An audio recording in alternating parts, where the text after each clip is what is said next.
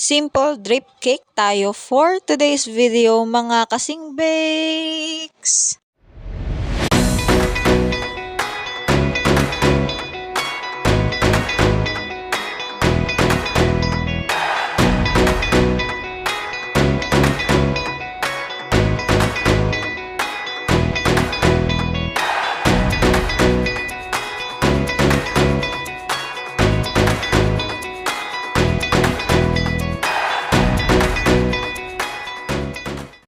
Nung makita ko talaga yung final outcome ng cake na ito is talagang nasabi ko na kapag nagkaroon ako ng sarili kong cake shop, isa ito sa design na aking gagawin or gagamitin as pambenta sa aking mga dedication cake.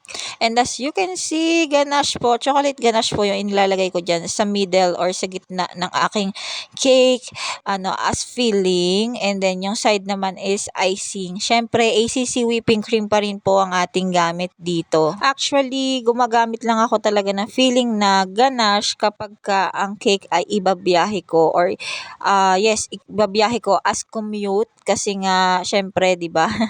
So, 'yon. And ang order ni Ma'am sa akin is 6x4 lang naman. Moist chocolate cake ang flavor. And as you can see, naglalagay din ako ng manipis na cover ng ganache, especially doon sa mga siwang ng cake or yung pinagpatungan ng cake. Kasi mas safe to ibiyahe kapag ganito.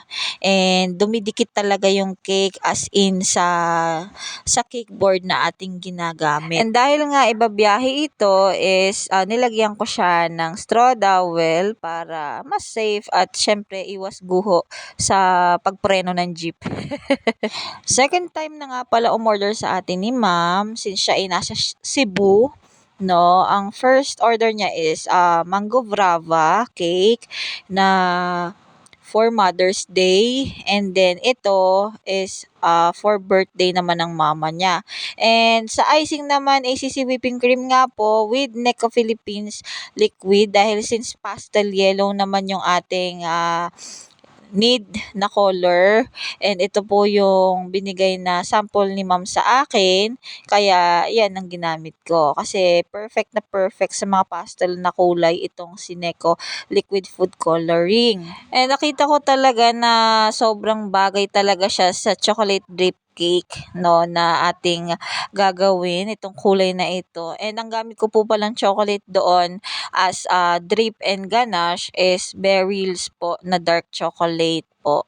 So maganda para sa akin ang paggamit ng Beryl's dahil maganda siya i-microwave. Huwag mo lang talaga siyang ma-overheat. And dito naman sa decoration, nagpa-add lang din si Ma'am ng payment for Ferrero chocolate na ilalagay dito sa ating cake. Kasi since yun talaga yung nasa decoration, Ferrero chocolate na wala na siyang cover, kumbaga nabalatan na.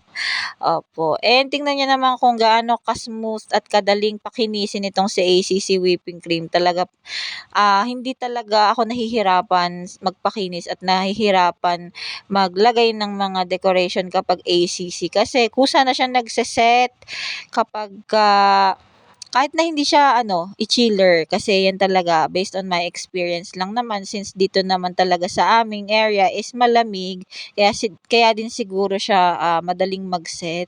And diyan nga nakita nyo nilagay ko na nga yung ating chocolate drip, no, and ganyan lang kinakalat lang natin doon sa ibabaw since yun nga talaga yung nasa reference ni Ma'am. So, yan. Sabi pa nga niya, masarap daw yung cake. Natikman daw ng mama niya and ng mga sister niya. And then, yun nga, tama lang ang tamis since yun naman talaga yung yun naman kasi talaga yung comment karaniwan sa akin na hindi nakakaumay ang aking mga cake. So, ito po yung final outcome natin, di ba? Napakalinis tingnan at napakaganda. So, sa mga susunod na videos ulit mga kasing bake, salamat sa panonood!